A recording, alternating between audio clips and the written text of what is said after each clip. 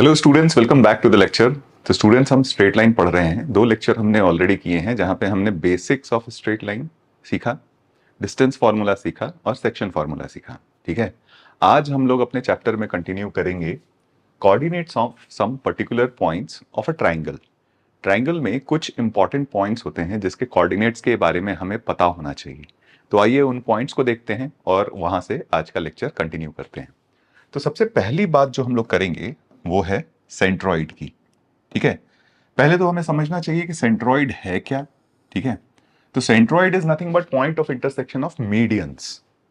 अब अगर आपको पता हो तो मीडियंस बेसिकली क्या होते हैं, ऑपोजिट वर्टेक्स से ऑपोजिट साइड के मिड पॉइंट को ज्वाइन करने वाले लाइन को हम लोग मीडियन बोलते हैं। Line joining the mid point of sides and opposite vertices. ठीक है, ये बेसिकली आपका सेंट्रॉइड हो जाता है। और एक खास प्रॉपर्टी सेंट्रॉइड की क्या है कि centroid divides the median in the ratio 1:2। आइए पिक्चर बना के समझते हैं कि एग्जैक्टली हम यहां कहना क्या चाहते हैं। ठीक है, तो एक ट्राइंगल बना लेते हैं। सपोज पहले let's draw a triangle first. Suppose ये हमारा ट्राइंगल है। अब जैसे मीडियन के बारे में बोला तो ये क्या होगा, इस साइड का मिड पॉइंट। सपोज ये हमारा ट्राइंगल ए बी और सी है। सपोज ये हमारा मिड पॉइंट डी, ये हमारा मिड पॉइंट ई और ये हमारा मिड पॉइंट है एफ। ठीक है, अब यहां से ये हमारा एडी एक मीडियन हो जाएगा। एक लाइन ड्रॉ कर लेते हैं हम। AD will be one of the medians, B will be the another median और ईएफ जो होगा हमारा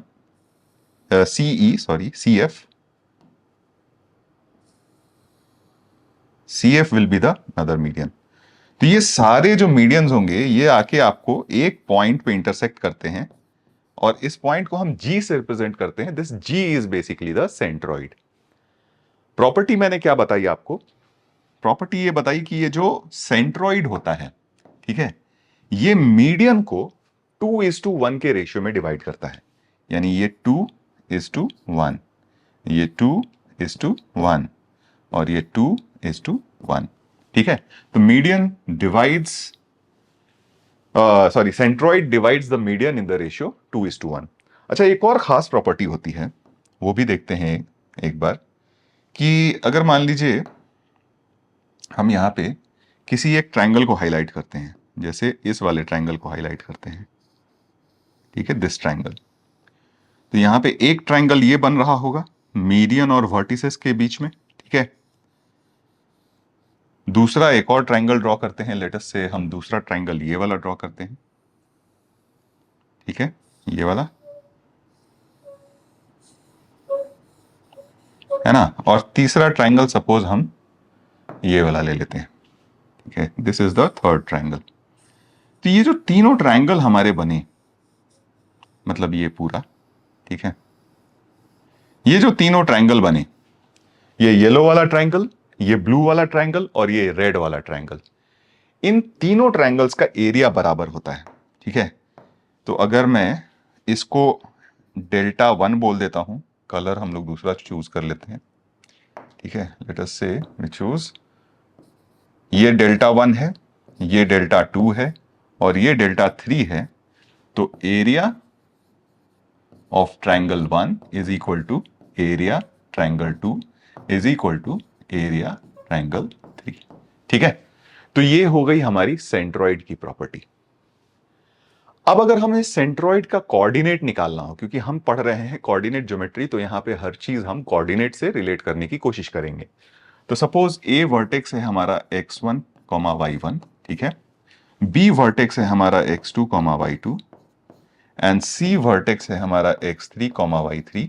ठीक है, तो अब सेंट्रॉइड का कोऑर्डिनेट क्या होगा, तो सबसे पहले हम डी का कोऑर्डिनेट ले लेते हैं। सिंस हमें पता है कि D is the mid point of BC, है ना, D is the mid point of BC.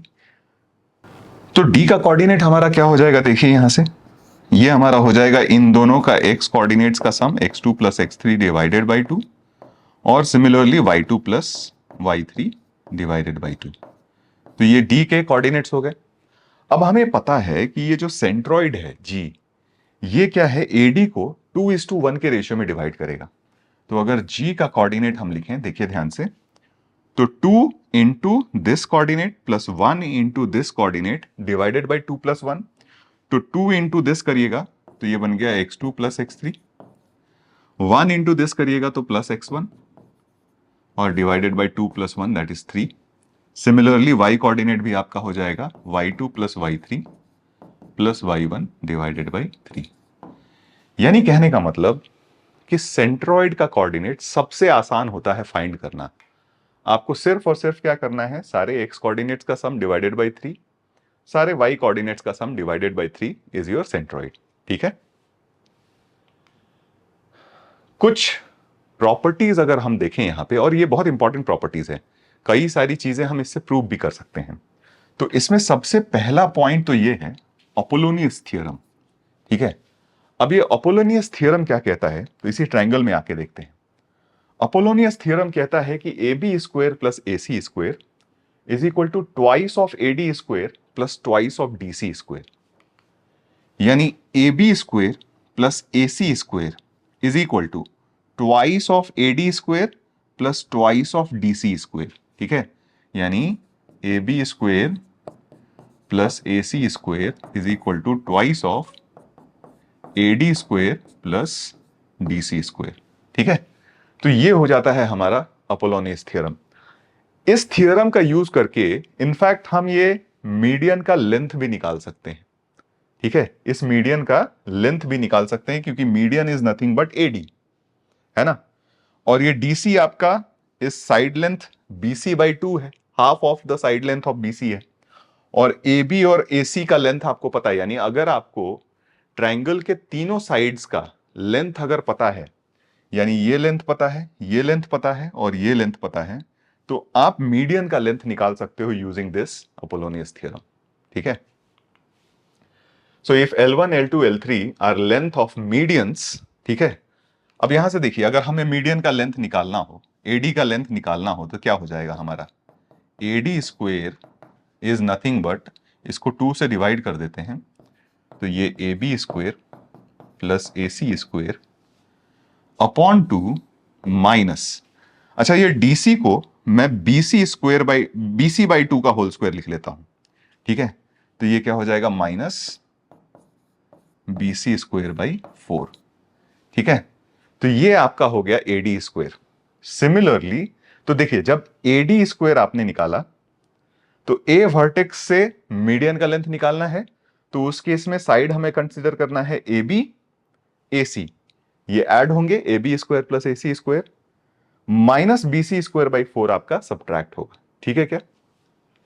तो इसी का यूज करके अगर आपको तीनों लेंथ ऑफ मीडियंस पता हो, तो उसका सम जो होता है, स्क्वेयर्स का sum is equal to 3/4 of the sum of squares of sides. एक बार यहां पे फटाफट हम प्रूव भी कर लेते हैं। तो देखिएगा, तो अगर मान लीजिए ये हमारा ट्राइंगल है ए बी सी, ये साइड लेंथ हमारा ए, ये साइड लेंथ हमारा बी और ये साइड लेंथ हमारा सी है। तो अगर मैं, ये मिड पॉइंट हमारा डी है, ये मिड पॉइंट हमारा ई और ये मिड पॉइंट हमारा एफ है, तो हमने ए डी को L1 बोला, ठीक है, बीई को L2 बोला और CF को L3 बोला। ठीक है क्या। तो यहां से बताइए, तो अपोलोनियस थ्योरम से L1 स्क्वायर की वैल्यू कितनी होगी, L1 स्क्वायर AD स्क्वायर की बात कर रहे हैं हम, तो ये B square plus C square by 2, B square plus C square by 2 and minus A square by 4। ठीक है क्या। ये L1 स्क्वायर की वैल्यू हो गई। सिमिलरली L2 स्क्वायर कर रहे हैं तो मैं बीई लेंथ की बात कर रहा हूं। ठीक है। तो बीई लेंथ में A square plus C square by 2, A square plus C square by 2 minus B square by 4, है ना। उसी तरीके से CF हमारा L3 है ना। तो CF स्क्वायर यानी L3 स्क्वायर, यहां से देखिए क्या होगा, B square plus A square, B square plus A square by 2 minus C square by 4। इन सब को अगर आप ऐड करिएगा तो आपको ये वाला रिजल्ट मिल जाएगा। ठीक है। तो बड़ा काम का है अपोलोनियस थ्योरम, हमें याद रहना चाहिए। आगे जाके देखिएगा तो और भी एप्लीकेशन आ जाएंगे, एसओटी वगैरह में भी इसका एप्लीकेशन आ जाता है। एसओटी मतलब सोल्यूशन ऑफ ट्रायंगल, ठीक है। नेक्स्ट पॉइंट है कि centroid of triangle ABC is centroid of triangle formed by joining the points dividing these sides in the same ratio. यानी अगर इस साइड और इस साइड को इन सेम ऑर्डर हम लेंगे, तो अगर मान लीजिए ए बी को 1:2 के रेशियो में डिवाइड करने वाला एक पॉइंट हो, बीसी को भी 1:2 के रेशियो में डिवाइड करने वाला एक पॉइंट हो, और सीए को भी 1:2 के रेशियो में डिवाइड करने वाला एक पॉइंट हो, तो इन तीनों पॉइंट्स को जब ज्वाइन करिएगा और इसका जो सेंट्रॉइड निकालिएगा वो एबीसी के सेंट्रॉइड से कोइंसाइड करेगा।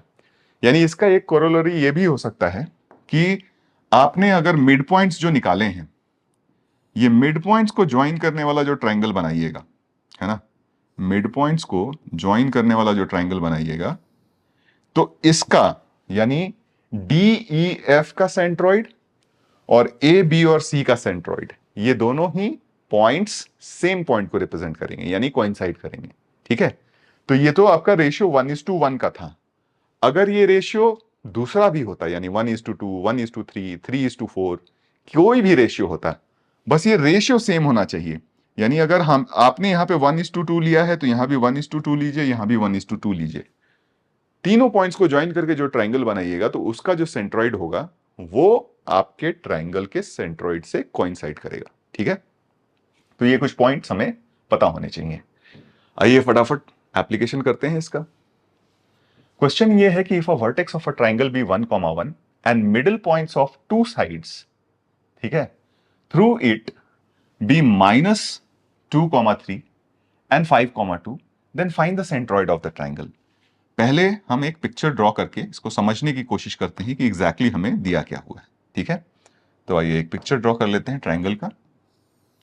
ये ट्रायंगल हमें कुछ दिया हुआ है, ऑल्दो ये इक्विलैटरल ट्रायंगल बन जाता है, लेकिन हम समझ लेंगे कि इक्विलैटरल ट्रायंगल नहीं है, ठीक है ना। अब यहां से मान लेते हैं ये ए वर्टेक्स है 1,1, ठीक है, ये बी है और ये सी है। क्वेश्चन ये दिया हुआ है कि ये जो दोनों साइड्स हैं इसके मिड पॉइंट हमें दिए हुए हैं। तो यानी ए बी का मिड पॉइंट आपको -2,3 दिया हुआ है ना, और ए सी का मिड पॉइंट आपको 5,2 दिया हुआ है, ठीक है क्या। अब आपको क्या निकालना है? आपको निकालना है इस ट्रायंगल का सेंट्रॉइड, ठीक है क्या, इस ट्रायंगल का सेंट्रॉइड। तो देखिए सेंट्रॉइड निकालने के लिए एक तो तरीका, अगर मान लीजिए हम सबसे पहला ख्याल जो हम यहां पे निकालना चाहते हैं, तो एक वर्टेक्स हमें दिया हुआ है, बाकी के दो वर्टेक्स हमें निकाल लेने हैं, ठीक है क्या, बाकी के दो वर्टेक्स हमें निकाल लेने हैं। बाकी के दो वर्टेक्स निकलेंगे तो हमें सेंट्रॉइड का कोऑर्डिनेट मिल जाएगा, एक्स कोऑर्डिनेट्स का sum divided by 3, Y coordinates का सम डिवाइडेड बाय 3, ठीक है। तो यहां पे मान लेते हैं इसका कोऑर्डिनेट हमारा x2, y2 है और इसका कोऑर्डिनेट हमारा x3, y3 है, ठीक है क्या। इस गिवन सिनेरियो के हिसाब से x2 + 1 divided by 2 is equal to -2 है। तो यहां से x2 की वैल्यू आ गई -5, ठीक है। सिमिलरली y2 + 1 डिवाइडेड बाय 2, इसकी वैल्यू कितनी है, 3 है ना। तो यहां से y2 की वैल्यू आ जाएगी 5, ठीक है। तो x2, y2 निकल गया। सिमिलरली ये x3, y3 भी निकाल लेते हैं। तो x3 + 1 डिवाइडेड बाय 2 ये हो जाएगा 5 के बराबर। तो यहां से x3 इज इक्वल टू आ गया 9। सिमिलरली y3 + 1 डिवाइडेड बाय 2 ये किसके बराबर है, 2 के बराबर है। तो यहां से y3 की वैल्यू आ गई 3, ठीक है क्या। सारे कोऑर्डिनेट्स मिल गए। तो अब हम सेंट्रॉइड निकाल सकते हैं। तो सेंट्रॉइड क्या हो जाएगा, x कोऑर्डिनेट्स का सम डिवाइडेड बाय 3, तो 1 + -5 + 9, तो 1 - 5 + 9 डिवाइडेड बाय 3, और y कोऑर्डिनेट हो जाएगा 1 + 5 + 3, 1 + 5 + 3 डिवाइडेड बाय 3, है ना। तो यहां से सिंप्लीफाई करके देखें तो ये कितना हो गया, ये हो जाएगा आपका 5/3 और ये हो जाएगा 3। तो आपका आंसर आ गया 5/3, 3, ठीक है, सिंपल है, ज्यादा डिफिकल्ट है नहीं। नेक्स्ट सवाल देखते हैं कि if x1 x2 x3 are the roots of this equation, ठीक है, then find the centroid of triangle, the coordinates of whose vertices are these.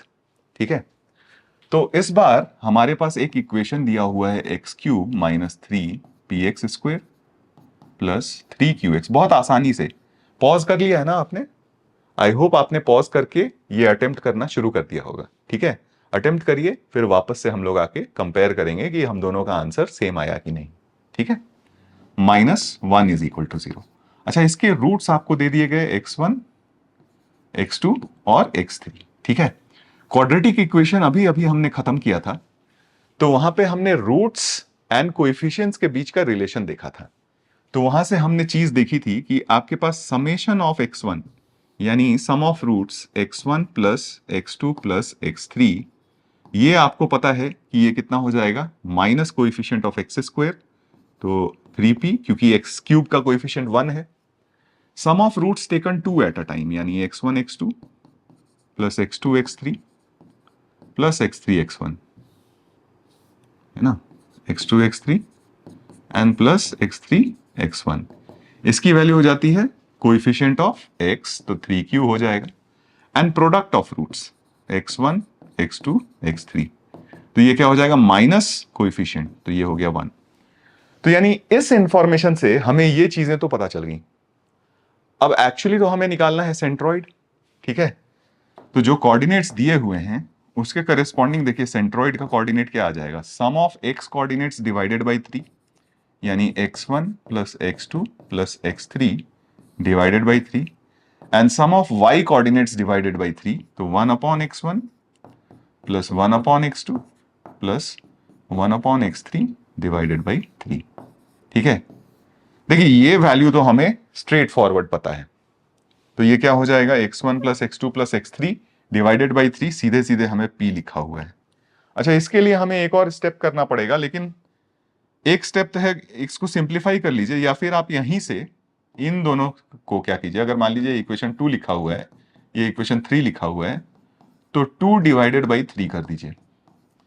तो यानी आपने x1 x2 plus x2 x3 plus x3 x1 को x1 into x2 into x3 से divide कर दीजिए। तो ये जब इसके नीचे डिवाइड होगा तो ये 1 अपॉन x3 बन जाएगा, ये जब इसके नीचे डिवाइड होगा तो 1 अपॉन x1 बन जाएगा, और ये जब इसके नीचे डिवाइड होगा तो 1 अपॉन x2 बन जाएगा। इसकी वैल्यू आपको दी हुई है 3q अपॉन 1 यानी 3q। ठीक है क्या, और इसी को तो डिवाइडेड बाई 3 निकालना था, तो ये वैल्यू कितनी हो जाएगी, q। तो आपका सेंट्रोइड क्या हो गया, p, q। ठीक है, very simple. Next, in a triangle if median AD and BE are perpendicular, ठीक है, and AC is equal to 4, BC is equal to 3, then find the length of AB। अब ये थोड़ा सा इंटरेस्टिंग सवाल है और इसको हमें सॉल्व करना पड़ेगा विथ प्रॉपर कंस्ट्रक्शन। ठीक है, बहुत ध्यान से देखिएगा, एक बार पॉज करके अटेम्प्ट जरूर करिएगा पहले, इसके बाद आप सोल्यूशन देखिएगा। ठीक है ना, चलिए, अब यहां पे दिया हुआ है कि दो मीडियन हैं AD और BE, ये आपस में परपेंडिकुलर है। तो एक काम करते हैं, हम पहले परपेंडिकुलर लाइंस बनाते हैं। तो सपोज ये हमारा AD हो गया, ठीक है, और ये हमारा BE हो गया। ठीक है, तो ये दोनों आपस में क्या हो गए, परपेंडिकुलर। ट्रायंगल बनाना है हमें अब। ठीक है, तो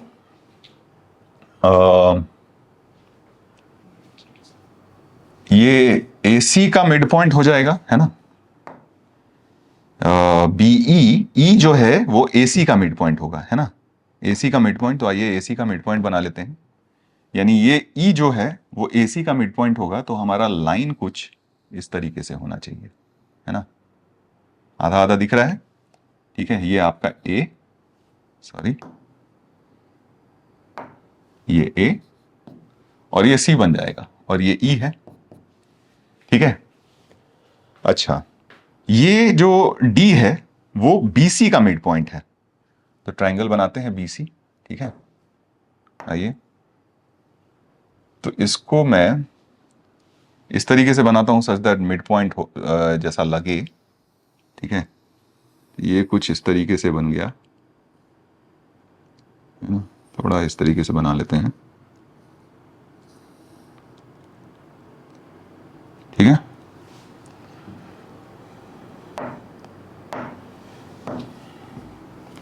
इसको हम थोड़ा आगे बढ़ा लेते हैं, तो ये वाला पॉइंट जो होगा वो अपना बी हो जाएगा, तो इसको, ठीक है, ये वाला पॉइंट अपना बी हो गया, दिस इज बी, ठीक है।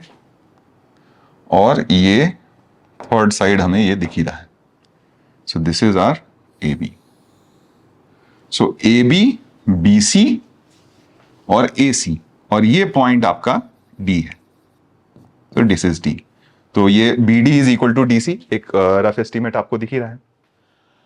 अब इस क्वेश्चन के हिसाब से ए डी और बी तो आपस में परपेंडिकुलर है, हमें ए सी का लेंथ दिया हुआ है पूरा 4, तो क्लियरली ए आपका 2 हो जाएगा और ई सी आपका 2 हो जाएगा, क्योंकि E is the mid point of A C. BC की वैल्यू आपको 3 दी हुई है, बीसी का लेंथ आपको 3 दिया हुआ है, ठीक है। If A B C and if median A D and BE are perpendicular, A C is equal to 4, B C is equal to 3, then find the length of A B. ठीक है, तो ये BC का length आपको 3 दिया हुआ है, यानी ये डिस्टेंस आपका 3/2 और ये डिस्टेंस आपका 3/2 है। क्लियर है? अब ध्यान से देखिएगा, यहां से चीजें इंटरेस्टिंग होंगी। तो आपको ये वाला लेंथ निकालना है। यहां पे हम एक प्रॉपर्टी जो हमने पढ़ी थी कि मीडियन जो होता है, सॉरी सेंट्रॉइड जो होता है, वो मीडियन को 2:1 के रेशियो में डिवाइड करेगा। तो ऑब्वियसली ये दो मीडियंस का पॉइंट ऑफ इंटरसेक्शन है, तो ये तो देगा हमें सेंट्रॉइड ही, ठीक है। तो ये इसको 2:1 के रेशियो में डिवाइड करेगा, यानी अगर ये डिस्टेंस x है तो ये डिस्टेंस क्या हो जाएगा, 2x। सिमिलरली ये इसको 2:1 के रेशियो में डिवाइड करेगा, यानी ये डिस्टेंस अगर y है तो ये डिस्टेंस कितना हो जाएगा, 2y। ठीक है क्या? बस इतनी ही जरूरत है। अब यहां से हम नॉर्मल पाइथागोरस थ्योरम से इसको सॉल्व कर सकते हैं। देखिए कैसे, अगर आप इस ट्रायंगल में देखते हैं, ठीक है, इसको मैं शेड करके आपको दिखाता हूं। इस वाले ट्रायंगल में कलर दूसरा ले लेते हैं, सपोज ब्लू कलर ले लेते हैं। इस वाले ट्रायंगल में बात कर रहे हैं, ठीक है, इस वाले ट्रायंगल में ध्यान से देखिएगा, ठीक है। इस वाले ट्रायंगल में आपको राइट एंगल ट्रायंगल के दो लेंथ्स दिए हुए हैं, एक x दिया हुआ है, दूसरा y दिया हुआ है, ठीक है। अब यहां पे हम पाइथागोरस अगर लगाते हैं तो क्लियरली हमारे पास 2 स्क्वायर इज इक्वल टू, देखिए क्या आएगा, 2 square is equal to 2x का होल स्क्वायर, तो मैं इसको 4x स्क्वायर लिख लेता हूं, ठीक है, एंड प्लस वाई स्क्वायर। तो ये फर्स्ट इक्वेशन बन गया। फिर दूसरी बार हम क्या करते हैं, इस वाले ट्रायंगल में चले जाते हैं, इस वाले ट्रायंगल में, ठीक है, क्योंकि इसमें आपको थर्ड साइड दिया हुआ है। इस वाले ट्रायंगल में कलर मैं दूसरा ले लेता हूं वापस से, चलिए इसमें मैं रेड कलर, ऑरेंज कलर लेता हूं, ठीक है, ये वाला, इस वाले ट्रायंगल में। तो इसमें देखिए ये आपका x, ये 2y और ये 3/2 दिया हुआ है, सॉरी।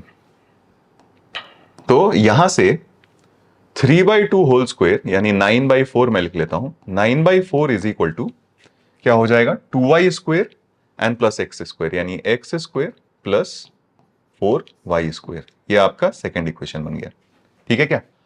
अब यहां से अगर मुझे x और y मिल जाए तो ये दोनों साइड मिल जाएंगे, और फिर इस राइट एंगल ट्रायंगल से मैं ए बी का लेंथ निकाल सकता हूं, ठीक है।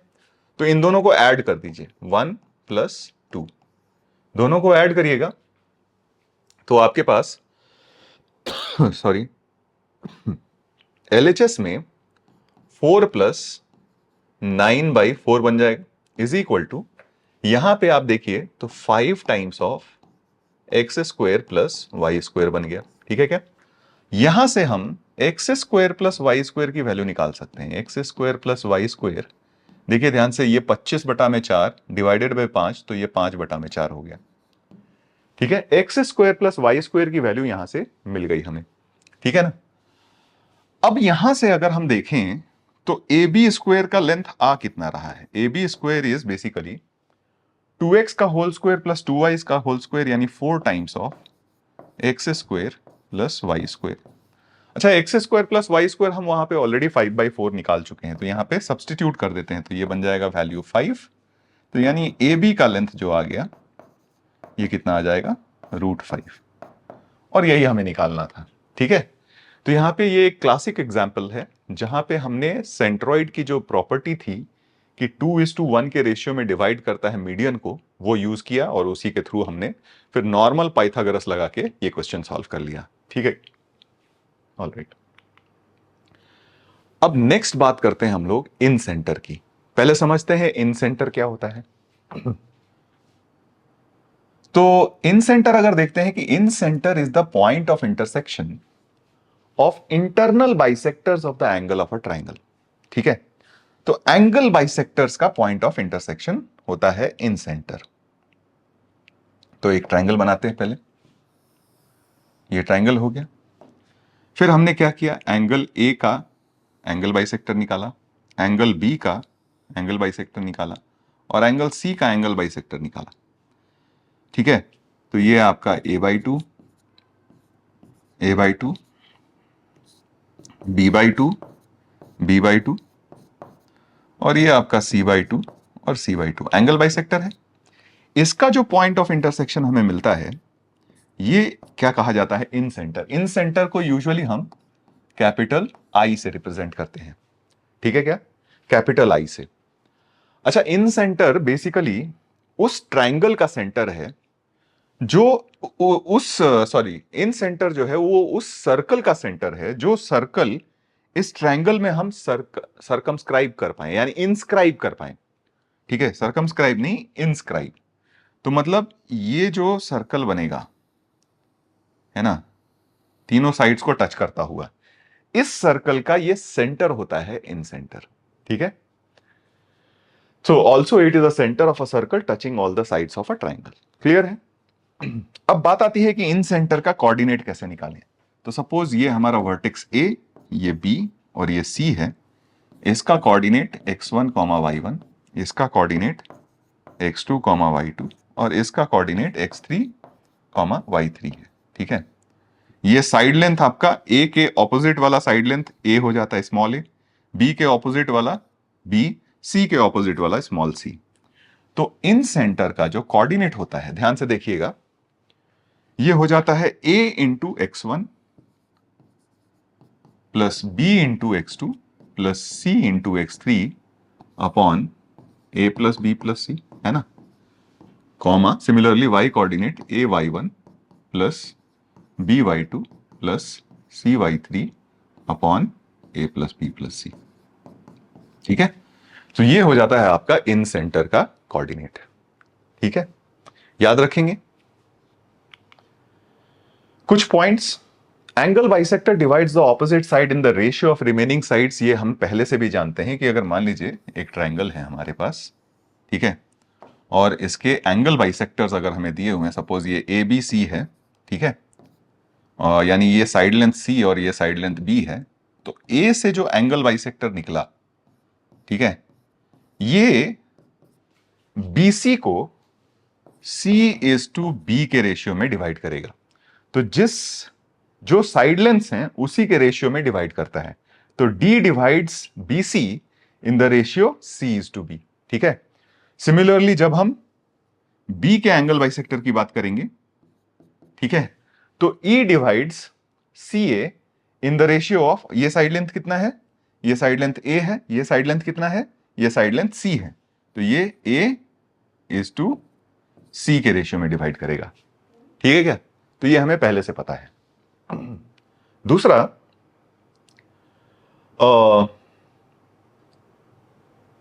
In centre divides the angle bisector in the ratio this. क्यों? क्योंकि अगर आप देखिएगा ध्यान से, चलिए एक बार मैं आपको इधर ही समझा देता हूं। यहां पे देखिए, हमने अभी अभी बात करी कि ये जो पॉइंट डी था वो बीसी को C/B के रेशियो में डिवाइड करेगा। तो B और C का कोऑर्डिनेट पता है, तो D का कोऑर्डिनेट हम क्या लिख सकते हैं, C इंटू इसका कोऑर्डिनेट तो CX3 प्लस B इंटू इसका कोऑर्डिनेट तो BX2 upon C plus B. मैं एक्स कोऑर्डिनेट से ही दिखा देता हूं, y coordinate similar pattern follow करेगा। अब यहां पे देखिए कि जो फाइनल इन सेंटर आया है उसमें हमें बी एक्स टू प्लस सी एक्स थ्री है। तो यानी इसके एक्स कोऑर्डिनेट में बी एक्स टू प्लस सी एक्स थ्री अपॉन ए सी प्लस बी का कोई सीन नहीं है। तो यानी क्लियरली इसमें सी प्लस बी से मल्टीप्लाई हुआ होगा। ये टर्म लाने के लिए इसमें सी प्लस बी से मल्टीप्लाई हुआ होगा, और सी प्लस बी फिर किधर आएगा, ये इधर होगा तभी इससे मल्टीप्लाई होगा। तो ये रेशियो आपका सी प्लस बी हो जाएगा, और x1 में a से मल्टीप्लाई हुआ है तो ये a होगा।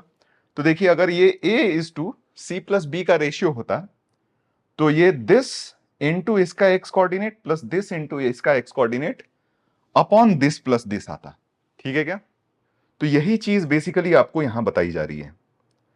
बताई ये जा रही है कि ये जो इन सेंटर है, इन सेंटर अगर ये है तो ये जो एंगल बाइसेक्टर को b plus C is to A के रेशियो में, एडी को b plus C is to A के रेशियो में डिवाइड करेगा, बीई को। ठीक है? तो यहां पे देखिए ये वाला जो एंगल, ये वाला जो साइड लेंथ है वो यहां पे आता है, और इन दोनों का सम यहां पे आता है। तो यानी ये साइड लेंथ ए था, तो इन दोनों का सम यहां पे आएगा तो ये सी प्लस ए हो जाएगा, और ये वाला साइड लेंथ यहां आएगा तो ये बी हो जाएगा। ठीक है क्या?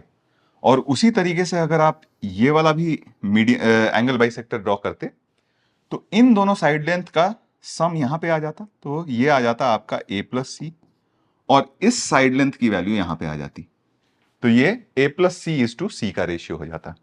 तो यानी ये रेशियो हो गया b plus C is to A, ये रेशियो हो गया c plus A is to B, और ये रेशियो हो गया a plus C is to C. ठीक है क्या? तो इस तरीके से इन सेंटर डिवाइड करता है। तो अगर याद रहे तो काफी आसान हो जाता है हमारे लिए चीजें समझना। तो चलिए एक सवाल करते हैं। क्वेश्चन ये है कि 0,1, 1,1 and 1,0 are mid points of sides of a triangle. ये mid point of the sides of a triangle है, ये एक्चुअली उस ट्राइंगल के कोऑर्डिनेट्स नहीं है। ठीक है? Then find the incentre. यानी अच्छा ये वाला चीज चलिए अब ज्यादा जरूरत पड़ेगी तो देखते हैं। Mid point of sides of a triangle हमें दिया हुआ है, मुझे नहीं पता ये ट्राइंगल किस तरीके से है, तो मैं पूरी तरीके से बनाना भी नहीं चाहता। ठीक है? तो अगर मान लीजिए ये ए है, इसका कोऑर्डिनेट x1 y1 है, ये b है, इसका कोऑर्डिनेट x2 y2 है, और ये c है, इसका कोऑर्डिनेट x3 y3 है। ठीक है? तो इसका मिड पॉइंट हमें 0,1 दिया हुआ है, इसका मिड पॉइंट हमें 1,1 दिया हुआ है, और इसका मिड पॉइंट हमें 1,0 दिया हुआ है। ठीक है क्या? आइडिया ये है कि हम सबसे पहले ये तीनों वर्टिसेस निकाल लेते हैं। तो हमने एक क्वेश्चन किया था कि अगर इन सब को हम ज्वाइन कर दें, ठीक है, तो ये एक पैरेललोग्राम बनता है, क्योंकि ये इसके पैरेलल होगा और ये इसके पैरेलल होगा। तो हमने इसका कोऑर्डिनेट निकालना आपको सिखाया था। इसका कोऑर्डिनेट क्या हो जाता है, इन दोनों का सम माइनस इसका डिफरेंस, तो x2 हो जाएगा इन दोनों के x कोऑर्डिनेट्स का सम, दैट इज 0 + 1 माइनस इसका डिफरेंस, तो ये वैल्यू 0 हो गई। ठीक है? y2 उसी तरीके से इन दोनों के y कोऑर्डिनेट्स का सम, तो 1 + 1 और माइनस 0, तो ये आ गया 2। तो ये b का कोऑर्डिनेट निकल गया। इसका कोऑर्डिनेट निकालने के लिए आप क्या करिएगा, इस बार ये वाला पैरेललोग्राम हम कंसीडर करेंगे। ठीक है? तो x3 की वैल्यू निकालने के लिए इन दोनों पॉइंट्स के x कोऑर्डिनेट का सम माइनस इसका x कोऑर्डिनेट्स, तो इन दोनों के x कोऑर्डिनेट्स का सम हो गया 2 माइनस 0। ठीक है? तो दैट इज 2 आ गया। y3 सिमिलरली इन दोनों के y कोऑर्डिनेट्स का सम माइनस इसका डिफरेंस, मतलब माइनस दिस, तो ये आ जाएगा 0। इसके लिए क्या हो जाएगा, आप ये वाला पैरेललोग्राम कंसीडर करिएगा, तो इन दोनों के x कोऑर्डिनेट्स का सम और माइनस इसका x कोऑर्डिनेट, तो x1 = 0 आ जाएगा। और सिमिलरली y1 के लिए इन दोनों के y कोऑर्डिनेट्स का सम माइनस इसका, तो y1 भी आपका क्या आ गया, 0 आ गया। ठीक है क्या? अब अगर सारे कोऑर्डिनेट्स हमें मिल गए हैं एक बार, तो एक बार प्लॉट कर लेते हैं इनको अपने कार्टेशियन प्लेन में। एक वर्टेक्स तो आपका ओरिजिन दिख रहा है, तो एक वर्टेक्स हो गया ओरिजिन, ये a हो गया आपका 0,0। ठीक है। बी आपको दिख रहा है 0,2 यानी वाई एक्सिस पे, तो ये हो गया आपका 0,2, ठीक है। और सी आपको दिख रहा है 2,0, तो सी ये हो गया आपका 2,0। तो ये तो राइट एंगल ट्रायंगल हो गया। इस साइड का लेंथ है 2, इस साइड का लेंथ है 2, इस साइड का लेंथ हो जाएगा √4 + 4, तो यानी √8 या 2√2, है ना। 2√2 कर लेते हैं।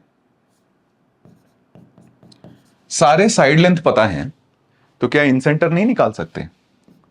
तो इन सेंटर का कोऑर्डिनेट क्या हो जाएगा? ये साइड लेंथ इनका इंटू इसका एक्स कोऑर्डिनेट, तो 2 × 2। ये साइड लेंथ इंटू इसका एक्स कोऑर्डिनेट, तो +0। और ये साइड लेंथ इंटू इसका एक्स कोऑर्डिनेट, तो +0, डिवाइडेड बाई सारे साइड लेंथ का सम, तो 2 + 2 + 2√2, है ना। तो ये इफेक्टिवली 4/4 + 2√2, आप 2 चाहे तो कैंसिल कर लें, तो 2/2 + √2 आ जाएगा, ठीक है। एक्स कोऑर्डिनेट, आई का वाई कोऑर्डिनेट उसी तरीके से, दिस इंटू इसका वाई कोऑर्डिनेट 0, दिस इंटू इसका y coordinate 4, and this into इसका वाई कोऑर्डिनेट 0, डिवाइडेड बाई 4 + 2√2, है ना। 2 कैंसिल कर दीजिए, तो ये भी 2/2 + √2। तो देयरफॉर इसका इन सेंटर आ गया। आप चाहें तो इसको रैशनलाइज भी कर सकते हैं, मुझे नहीं करना, तो मैं इसी तरीके से छोड़ देता हूं। तो 2/2 + √2, 2/2 + √2, ये आपका इन सेंटर हो जाएगा, ठीक है। क्या सिंपल सा सवाल है, ज्यादा डिफिकल्ट है नहीं। नेक्स्ट हम बात करेंगे सरकम सेंटर की। सरकम सेंटर क्या होता है? It is the point of intersection of perpendicular bisector of sides. तो अगर मान लीजिए ये आपका ट्रायंगल है, ठीक है, तो ट्रायंगल के साइड बाइसेक्टर्स का जो पॉइंट ऑफ इंटरसेक्शन आता है, perpendicular bisector of the sides, तो अगर इसका परपेंडिकुलर बाइसेक्टर ये है, इसका परपेंडिकुलर बाइसेक्टर ये है, और इसका परपेंडिकुलर बाइसेक्टर ये है, तो ये जो होता है ये आपका सरकम सेंटर आ जाता है। इसको यूजुअली हम कैपिटल सी से रिप्रेजेंट करते हैं, सरकम सेंटर को, ठीक है, या ओ से रिप्रेजेंट करते हैं। तो चलिए ओ से रिप्रेजेंट कर लेते हैं, या तो कैपिटल सी से या फिर ओ से, जो भी कन्वीनियंट है, ठीक है। तो मैं सी से ही रिप्रेजेंट करता हूं ताकि कंफ्यूजन ना रहे, तो मैं इसको सी ही लिख देता हूं, ठीक है।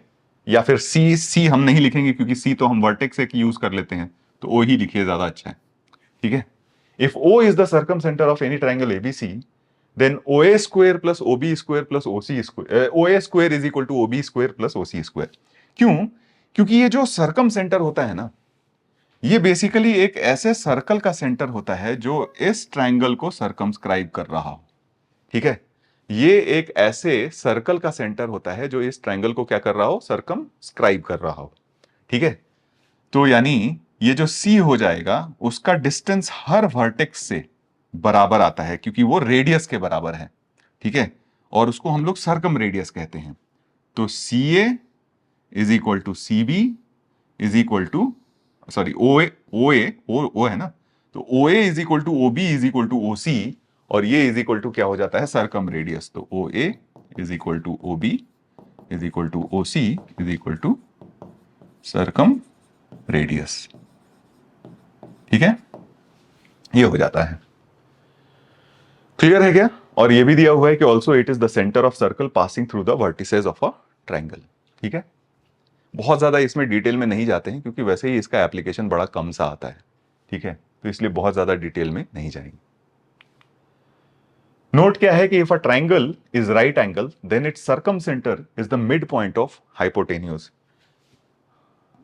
तो मतलब आपके पास अगर राइट एंगल ट्रायंगल है, ठीक है ना, राइट एंगल ट्रायंगल है, तो इस राइट एंगल ट्रायंगल का जो सर्कम सेंटर होगा वो आपके हाइपोटेनस का, ठीक है, मिड पॉइंट हो जाएगा। तो ए, बी और सी है, तो ये ओ जो होगा, O is mid point of AC, ठीक है क्या? तो ये हम याद रखेंगे। सवाल कर लेते हैं एक, तो फाइंड द सर्कम सेंटर। अच्छा, सर्कम सेंटर का वर्टेक्स तो हमने निकालना सीखा ही नहीं, तो आइए सीख लेते हैं। तो अगर मान लीजिए इसका कोऑर्डिनेट है x1, y1, इसका कोऑर्डिनेट है x2, y2, और इसका कोऑर्डिनेट है x3, y3। ठीक है, ये आपका एंगल A है, ये आपका एंगल B है, ये आपका एंगल C है। ठीक है, तो सरकम सेंटर का जो कोऑर्डिनेट हो जाता है, ध्यान से देखिएगा, ये हो जाएगा x1 sin 2a plus x2 sin 2b plus x3 sin 2c upon sin 2a plus sin 2b plus sin 2c। ठीक है, ये x कोऑर्डिनेट हुआ, तो y कोऑर्डिनेट आप बता ही सकते हो क्या होगा। y कोऑर्डिनेट हो जाएगा y1 sin 2a plus y2 sin 2b plus y3 sin 2c और upon sin 2a plus sin 2b plus sin 2c। ठीक है क्या? आप बोलोगे कि इतना खतरनाक सा फॉर्मूला है, ये फॉर्मूला ही याद नहीं होगा तो हम कैसे अप्लाई करेंगे? तो देखिए, ये याद रखने का बड़ा सिंपल सा है। ठीक है सर, सेंट्रॉइड तो बहुत आसानी से याद होगा कि sum of X coordinates divided by 3। In centre भी आपका क्या होगा कि ऑपोजिट साइड के साइड लेंथ जो होता है उसके साथ हम कोऑर्डिनेट को मल्टीप्लाई करते हैं और divided by sum of side length. ठीक है, इसमें बस आपको याद रखना है कि जो भी वर्टेक्स आप लीजिएगा उसके एंगल, ठीक है, उसके एंगल का बेसिकली साइन निकालना है, उसके twice, sine of twice the angle निकालना है और उसके साथ हम उसके वर्टेक्स को मल्टीप्लाई कर देंगे divided by sum of the sines of twice of the angles, ये निकाल लेना है। ठीक है, लेकिन हम इसको कभी यूज नहीं करेंगे, टू बी वेरी ऑनेस्ट। ये फॉर्मूला हम तभी यूज करेंगे जब हमारे पास सारे वर्टिसेस दिए हुए हों और सारे एंगल्स दिए हुए हों। अगर ये नहीं दिया हुआ है तो हम ये फॉर्मूला शायद ही कभी यूज करेंगे। ठीक है, तो मैं लिख भी देता हूं, टू बी यूज्ड, ये जो फॉर्मूला है, to be used when all vertices and angles are given, and angles are given। अगर सारे वर्टिसेस और एंगल्स दिए हुए हों तभी हम ये फॉर्मूला यूज करेंगे, अदरवाइज हम कभी नहीं यूज करेंगे। ठीक है, चलिए सवाल कर लेते हैं। Find the circum centre of a triangle with vertices this this and this. मुश्किल है क्योंकि अभी आपको तो अभी मैंने बताया कि ये फॉर्मूला हम तभी यूज करेंगे जब सारे वर्टिसेस और सारे एंगल्स दिए हुए हों। वर्टिसेस दिए हुए हैं, एंगल नहीं दिए हुए हैं, यानी जरूर यहां पे कोई ना कोई ट्रिक खेला गया है आपके साथ। और ट्रिक क्या खेला गया है? हमने एक ही प्रॉपर्टी अभी जस्ट यहां पे देखी थी कि अगर आपको ट्राइंगल, राइट एंगल ट्राइंगल दिया हुआ है तो उसका सर्कम सेंटर हाइपोटेनस का मिड पॉइंट हो जाता है। तो पहले देखेंगे कहीं ऐसा तो नहीं है कि ये राइट एंगल ट्राइंगल दिया हुआ है। तो अभी फिलहाल हमने सिर्फ डिस्टेंस फॉर्मूला पढ़ा है, तो एक बार डिस्टेंस फॉर्मूला से चेक कर लेते हैं। सपोज ये वर्टेक्स हमारा ए है, ये वर्टेक्स बी है और ये वर्टेक्स सी है। ठीक है, तो आइए एक बार ए बी निकाल के देखते हैं। ठीक है, ए बी का डिस्टेंस कितना होगा? रूट ओवर एक्स कोऑर्डिनेट्स का डिफरेंस, तो -2 माइनस ऑफ 1, तो ये 1 हो जाएगा, प्लस y कोऑर्डिनेट्स का डिफरेंस का स्क्वायर, तो 3 का स्क्वायर, तो ये 9 हो जाएगा, यानी ये आ गया √10। ठीक है, ए बी। सिमिलरली आप BC निकालिए एक बार, BC निकालिएगा, डिस्टेंस फॉर्मूला, x कोऑर्डिनेट्स का डिफरेंस, तो -1 -7 होल स्क्वायर, तो ये 64 हो गया, है ना, और फिर प्लस 36, तो ये हो गया 10। ठीक है क्या? और AC देखते हैं, तो AC कितना हो जाएगा? x कोऑर्डिनेट्स का डिफरेंस, तो -2 -7, तो ये हो गया 81, प्लस फिर हो जाएगा -3 एंड, तो ये +9, तो √90। अब यहां पे देखिए ध्यान से, आपके पास AB square plus AC square is equal to BC square आया। ठीक है, राइट एंगल ट्राइंगल आ गया। वर्टेक्स कौन सा होगा राइट एंगल? तो क्लियरली A वाला जो वर्टेक्स होगा वो राइट एंगल हो जाएगा। ठीक है, क्योंकि सिनेरियो इस तरीके से कुछ आया, तो जो सर्कम सेंटर होगा वो BC का मिड पॉइंट हो जाएगा। ठीक है, तो यहां पे हमारे पास circum centre is mid point of BC, और ये निकालना तो हमारे बाएं हाथ का काम है। तो -1 + 7 divided by 2 and 0 + -6 divided by 2, तो ये हो गया 6/2, तो 3, -3, ये आपका आ गया सर्कम सेंटर। इमेजिन कि आप अगर फॉर्मूला से इसको निकालने चलते तो पसीने छूट जाते हैं हमारे, है ना? फॉर्मूला नहीं यूज करेंगे यहां पे। नेक्स्ट है हमारा ऑर्थो सेंटर। ऑर्थो सेंटर को यूजुअली हम H से रिप्रेजेंट करते हैं, ठीक है? ऑर्थो सेंटर को यूजुअली हम H से रिप्रेजेंट करते हैं, and it is the point of intersection of perpendicular drawn from vertices on the opposite sides, जिसको हम एल्टीट्यूड्स भी कहते हैं। यानी कहने का मतलब कि अगर आपके पास ये एक ट्राइंगल है, ठीक है, तो हम लोग क्या करते हैं, यहां से एक परपेंडिकुलर ड्रॉ करते हैं ऑपोजिट साइड पे, यहां से एक परपेंडिकुलर ड्रॉ करते हैं ऑपोजिट साइड पे, और यहां से एक परपेंडिकुलर ड्रॉ करते हैं ऑपोजिट साइड पे। तो इन तीनों, ये तीनों लाइंस को हम लोग एल्टीट्यूड्स कहते हैं, ठीक है? तो अगर ये A, B और C है, तो ये H जो होगा ये हमारा क्या हो जाएगा, ऑर्थो सेंटर। सपोज A का कोऑर्डिनेट x1, y1, B का कोऑर्डिनेट x2, y2 और C का कोऑर्डिनेट x3, y3 है, ठीक है क्या? तो हमारे ऑर्थो सेंटर का कोऑर्डिनेट हो जाता है x1 tan A plus x2 tan B plus x3 tan C upon tan A plus tan B plus tan C, ठीक है, comma similarly y1 tan A plus y2 tan B plus y3 tan C upon tan A plus tan B and plus tan C, ठीक है क्या? तो ये आपका ortho centre का coordinate हो जाता है। खास बात ये है, ठीक है, कि हम ये फॉर्मूला अगेन याद नहीं रखेंगे, ठीक है? ये तभी यूज करेंगे, to be used when all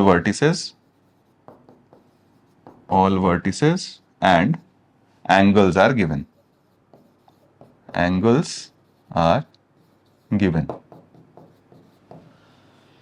अगर ये नहीं दिया हुआ है तो हमें कुछ नहीं, A से इस साइड पे एक परपेंडिकुलर का इक्वेशन लिखेंगे, B से इस साइड पे एक परपेंडिकुलर का इक्वेशन लिखेंगे, यानी एल्टीट्यूड्स का इक्वेशन लिखेंगे, और उन इक्वेशन को सॉल्व करके पॉइंट ऑफ इंटरसेक्शन से हम ऑर्थो सेंटर निकालेंगे।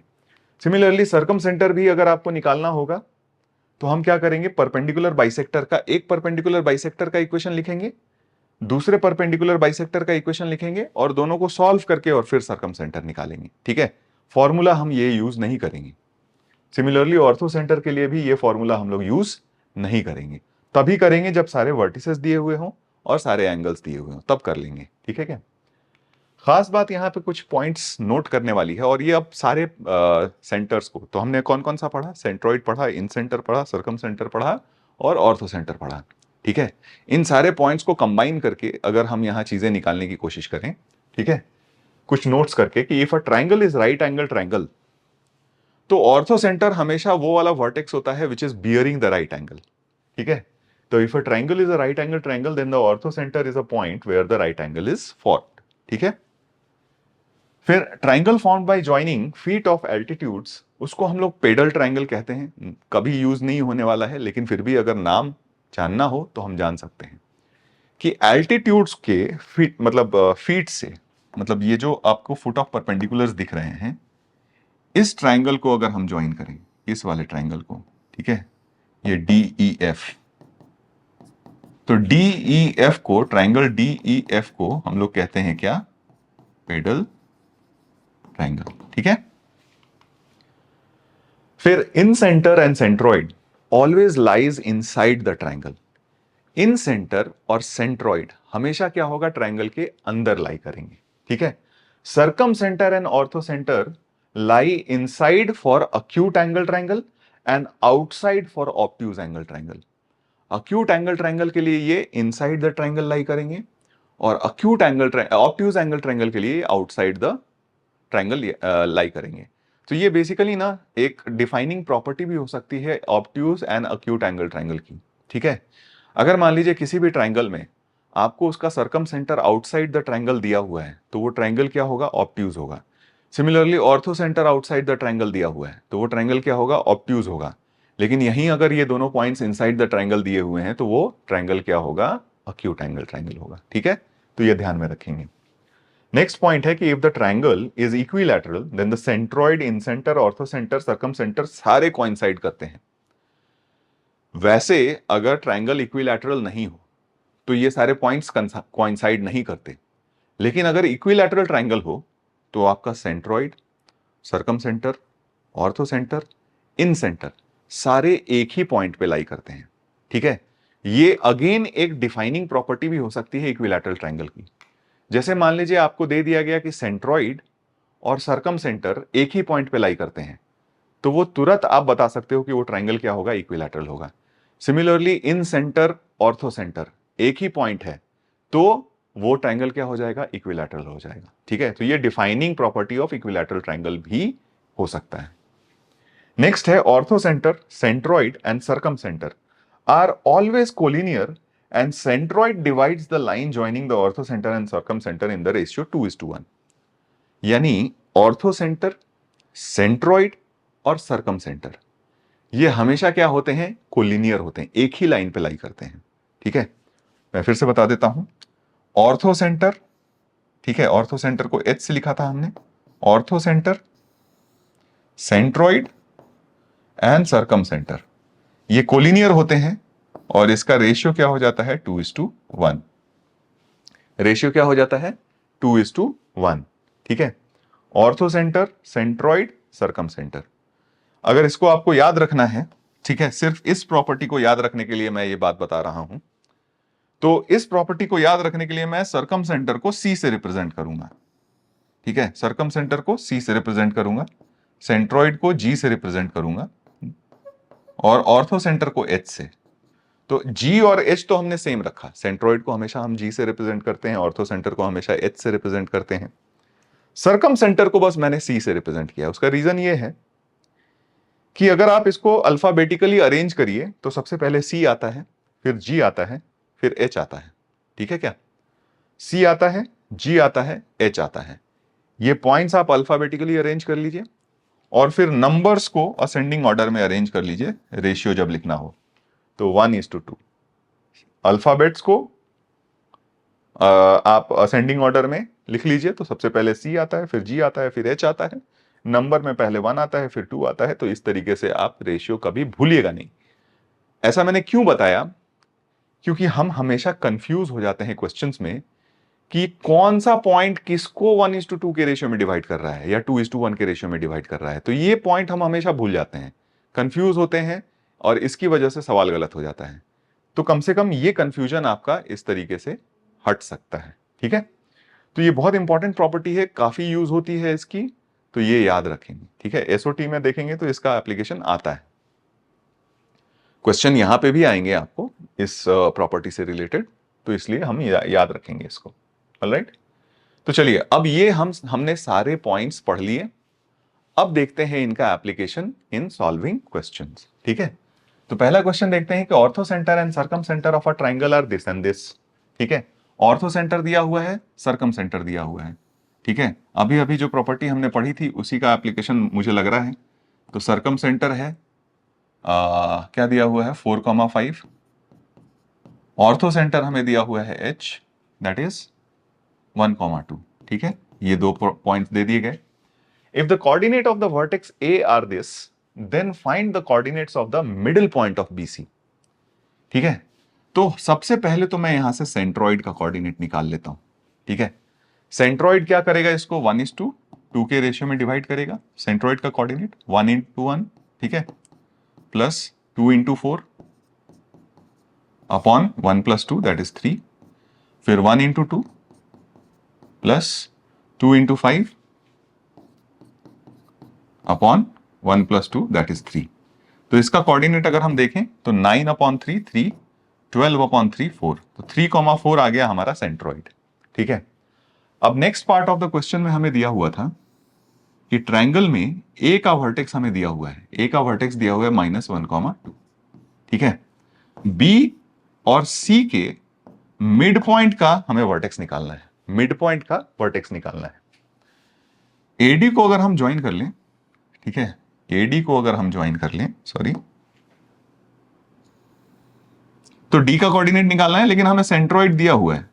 सेंट्रॉइड का कोऑर्डिनेट हम ऑलरेडी निकाल चुके हैं 3,4। ठीक है, और ये हमें पता है 2:1 का रेशियो होता है। ठीक है, 2:1 का रेशियो होता है। तो डी का कोऑर्डिनेट बस हमें निकालना था, तो मान लेते हैं डी का coordinate x comma, sorry, D का कोऑर्डिनेट है एक्स कॉमा वाई, मान लिया। ठीक है, सेक्शन फॉर्मूला यूज कर लेते हैं। तो ये क्या हो जाएगा, x -1 divided by 2 is equal to 3। तो यहां से आपके पास x की वैल्यू आ जाएगी 7। Similarly y plus 2 divided by 2 is equal to 4। तो यहां से y की वैल्यू आ गई 6। तो देयरफॉर आपका जो मिडिल पॉइंट ऑफ BC था वो क्या हो जाएगा, 7,6। ठीक है, तो यहां पे ये वाली प्रॉपर्टी देखिए काम आ गई, 1:2 के रेशियो वाली। ठीक है, नेक्स्ट है कि vertices of a triangle are this this and this, find the distance between its orthocentre and centroid. तो देखिए सेंट्रॉइड निकालना तो बड़ा आसान है, ऑर्थो सेंटर के लिए फिर से बात आ गई कि ऑर्थो सेंटर तो हम उसी ट्राइंगल का निकालते हैं जिसके वर्टिसेस, मतलब फॉर्मूले से, जिसके वर्टिसेस और एंगल दोनों दिए हुए हैं। वर्टिसेस तो दिए हुए हैं लेकिन एंगल नहीं दिए हुए हैं। लेकिन अगर ये ट्राइंगल इक्विलैटरल हो जाता है तो हमारे लिए आसान हो जाएगा, फिर सेंट्रॉइड और ऑर्थो सेंटर सेम हो जाएगा। या फिर ये ट्राइंगल राइट एंगल हो गया तो जो भी वर्टेक्स राइट एंगल बना रहा होगा वही वर्टेक्स हमारा ऑर्थो सेंटर हो जाएगा। तो एक बार चेक कर लेते हैं कि कहीं ये ट्राइंगल राइट एंगल तो नहीं है। तो अगर ये ए, ये बी और सी है तो मैं ए बी लेंथ निकाल लेता हूं। ए बी लेंथ देखिए क्या हो जाएगा, रूट ओवर एक्स कोऑर्डिनेट्स का डिफरेंस, तो 4 स्क्वायर दैट इज 16, और y कोऑर्डिनेट्स का डिस्टेंस तो 9, तो ये तो आ गया आपका 5। सिमिलरली अगर मैं BC निकालूं तो ये हो जाएगा रूट ओवर x कोऑर्डिनेट्स का डिफरेंस तो 49 प्लस y कोऑर्डिनेट्स का डिफरेंस, ठीक है, तो +1, तो ये हो गया √50 यानी 5√2। सिमिलरली AC अगर मैं निकालूं तो AC देखिए कितना आ जाता है, AC आ गया आपका x कोऑर्डिनेट्स का डिफरेंस तो 9 प्लस y कोऑर्डिनेट्स का डिफरेंस 16 तो 5। तो यहां से क्लियरली आपको दिख रहा है कि AC square plus AB square is equal to BC square. यानी ये ट्राइंगल आपका कुछ इस तरीके से हो गया। ठीक है, तो A जो वर्टेक्स होगा उसी पे राइट एंगल बन रहा होगा। तो A का वर्टेक्स क्या था, 2, -2। ठीक है, ये B हुआ होगा कहीं तो इसका कोऑर्डिनेट है -2, 1, और ये C हुआ होगा तो इसका कोऑर्डिनेट 5, 2। ठीक है, तो क्लियरली यहां से ऑर्थो सेंटर आपको मिल गया। ऑर्थो सेंटर, ऑर्थो सेंटर क्या हो जाएगा, वर्टेक्स A तो 2, -2। ठीक है, फिर आपको सेंट्रॉइड निकालना था, तो सेंट्रॉइड तो हम निकाल ही सकते हैं। सेंट्रॉइड x कोऑर्डिनेट्स का सम डिवाइडेड बाई 3, तो 2 प्लस -2 प्लस 5 डिवाइडेड बाई 3, तो ये 5/3 हो गया। एंड देन y कोऑर्डिनेट्स का सम तो -2 प्लस 1 -1 -1 प्लस 2 तो 1, तो 1/3। सेंट्रॉइड मिल गया, ऑर्थो सेंटर मिल गया, तो हमें उसके बीच का डिस्टेंस निकालना है। ठीक है, तो इसको मान लेते हैं h है, इसको मान लेते हैं g है, तो hg का डिस्टेंस क्या हो जाएगा, डिस्टेंस फॉर्मूला लगा लेते हैं। तो 2 माइनस ऑफ 5/3 तो 1/3, तो यानी 1/9 हो गया। ठीक है, -2 माइनस ऑफ 1/3 तो 49/9। ठीक है क्या, देखिए ध्यान से, -6 -1 7/3 का होल स्क्वायर 49/9, और ये हो जाएगा 6 - 5/3 तो 1/9, तो ये बन गया 5√2/3। ठीक है, क्योंकि 50/9 हो गया ना। तो ये आपका डिस्टेंस हो जाएगा between ortho centre and centroid. ठीक है, यहां पे हमने ऑर्थो सेंटर फॉर्मूले से नहीं निकाला, बल्कि ये आइडेंटिफाई कर लिया कि ये तो ट्राइंगल राइट एंगल ट्राइंगल है, तो ऑर्थो सेंटर तो वही वाला पॉइंट होगा जिसपे 90 डिग्री बन रहा होगा। ठीक है क्या, बस यूज कर लिया उसको। अब यहां पे कुछ और भी सेंटर्स होते हैं, उसके बारे में देखते हैं। इनको हम लोग कहते हैं एक्स सेंटर्स। अब समझते हैं कि ये एक्स सेंटर होता क्या है। The centre of a circle which touches the side BC and extended portions of side AB and AC is called the excentre of triangle ABC with respect to vertex A। तो मैं पहले आपको photo बना के दिखाता हूं। ठीक है, तो मैं ट्राइंगल कुछ इस तरीके से बनाऊंगा ताकि आपको समझ में आए। ठीक है, छोटा सा ट्राइंगल बनाऊंगा मैं, क्योंकि सर्कल बहुत बड़े बड़े बनने वाले हैं। तो अगर मान लीजिए ये A, B और C ये हमारा ट्राइंगल है, तो एक्स सेंटर क्या कहता है कि BC साइड को और एक्सटेंडेड AB और AC साइड को टच करने वाले सर्कल को, उसके सेंटर को हम कहते हैं एक्स सेंटर। मतलब ये जो सर्कल हमने बनाया, ठीक है, तो इसको मैं कहूंगा IA। तो ये excentre with respect to vertex A हो जाएगा। ठीक है, सिमिलरली इस साइड को टच करता हुआ और इन दोनों एक्सटेंडेड साइड को टच करता हुआ दूसरा सर्कल जो बनेगा, इसके सेंटर को मैं बोलूंगा IB। तो ये excentre with respect to vertex B हो गया। और यहां पे ये तीसरा कुछ इस तरीके से बन जाएगा। ठीक है, तो ये C के रेस्पेक्ट में एक्स सेंटर, तो इसको हम लोग बोल देते हैं IC। ठीक है, तो ये हमारा ये तीनों जो सेंटर्स आए, इनको हम लोग कहते हैं एक्स सेंटर्स। अब इसका कोऑर्डिनेट कैसे निकालते हैं, तो अगर ये मान लीजिए x1, y1 है, ये x2, y2 B का कोऑर्डिनेट, और C का कोऑर्डिनेट x3, y3 है। ठीक है, ये साइड लेंथ आपका A, ये साइड लेंथ B और ये साइड लेंथ C।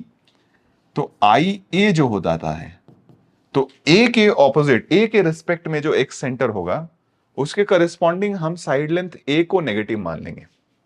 तो ये हो जाएगा किसमें, इन सेंटर के फॉर्मूले में A के बदले में आप -A डाल दीजिए। तो -AX1 plus BX2 plus CX3 upon -A plus B plus C। और सिमिलरली आप y कोऑर्डिनेट भी लिख लीजिएगा। ठीक है, similarly y coordinate I of B अगर आप निकालिएगा, तो इस केस में B नेगेटिव हो जाएगा। तो AX1 minus BX2 plus CX3 upon A minus B plus C हो जाएगा। सिमिलरली y कोऑर्डिनेट आ जाएगा। I ऑफ C, उसके लिए C नेगेटिव हो जाएगा, तो यानी AX1 plus BX2 minus CX3 upon A plus B minus C, और ये y कोऑर्डिनेट। समझ में आया क्या? तो इस तरीके से हम इन सेंटर एक्स सेंटर्स निकालते हैं। ठीक है, इसके बारे में एक्चुअली इन डिटेल तो हम लोग सॉल्यूशन ऑफ ट्रायंगल में पढ़ेंगे। अभी हमें जितनी जरूरत है बस उतना ही पढ़ते हैं। ठीक है,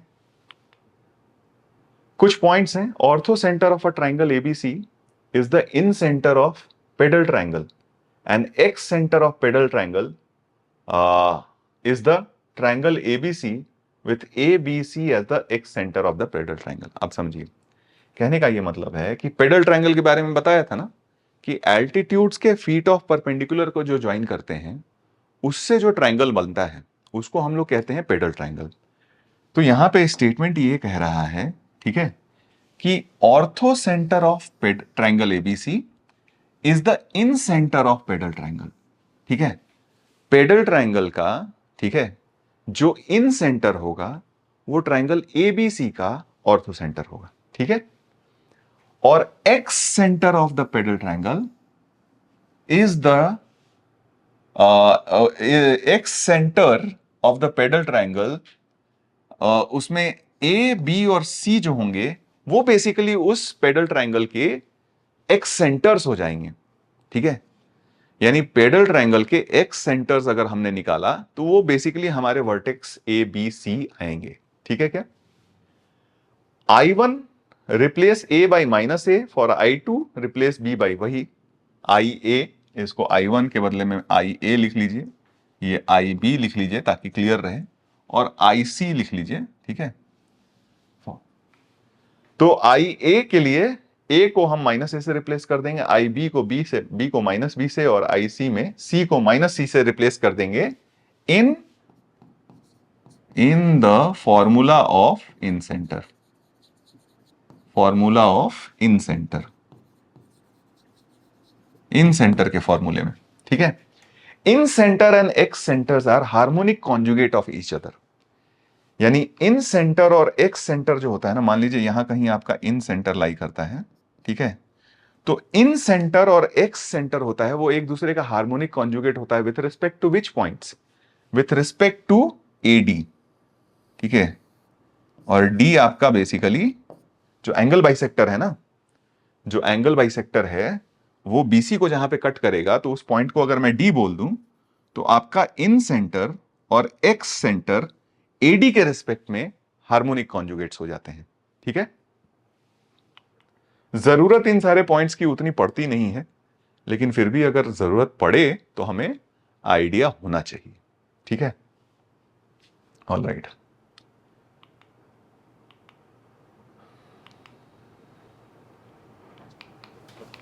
ठीक है। तो चलिए, ये तो हो गया हमारे पास कि कितने पॉइंट्स हैं, कितने टाइप्स ऑफ पॉइंट्स की जरूरत पड़ती है। जैसा कि मैंने बोला कि बहुत ज्यादा एक्सटेंसिव एप्लीकेशन नहीं है इसका स्ट्रेट लाइन में, लेकिन इसके आइडिया से हमें बहुत सारे क्वेश्चंस सॉल्व करने में काफी आसानी हो जाती है। स्पेशली सेंट्रॉइड का काफी एप्लीकेशन आप देखोगे आगे जाके, जब भी ट्रायंगल के साइड्स के बारे में जब भी हमें बात करनी होगी ना, तो सेंट्रॉइड का काफी एप्लीकेशन आता है। फिर ये ortho centre, सरकम centre, in centre क्या होते हैं, इनके बारे में हमें आइडिया होना चाहिए to progress in a very efficient manner in straight line, ठीक है।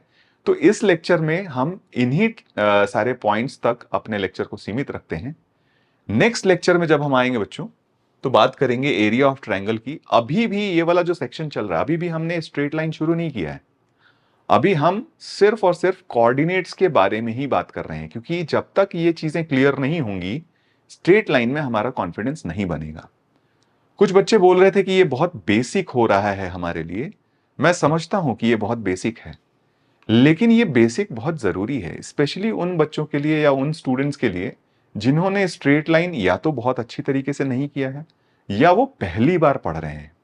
जो कोई भी स्ट्रेट लाइन पहली बार पढ़ रहा है उनको ये बेसिक्स जानना बहुत जरूरी है। अगर नहीं जानेंगे और सीधे के सीधे हम स्ट्रेट लाइन से शुरू करेंगे तो फिर उसमें बहुत परेशानियां आती हैं, ठीक है। इसलिए हो सकता है शुरुआत के जो 4 लेक्चर्स हैं वो सिर्फ और सिर्फ पॉइंट्स एंड कोऑर्डिनेट्स के ऊपर ही डिपेंड करेगा। पूरा लेक्चर पॉइंट्स एंड कोऑर्डिनेट्स के ऊपर ही बना हुआ है, ठीक है। 4th लेक्चर बियॉन्ड जब हम बात करेंगे ना, तब हम प्योर स्ट्रेट लाइन में एंटर करेंगे और वहां से चीजें थोड़ी और भी ज्यादा इंटरेस्टिंग होनी शुरू हो जाएंगी, ठीक है। सो मिलते हैं नेक्स्ट लेक्चर में, जहां पे हम एरिया ऑफ ट्रायंगल के बारे में बात करेंगे और कोलिनियरिटी के बारे में भी समझेंगे, ठीक है। So see you in the next lecture. All the best.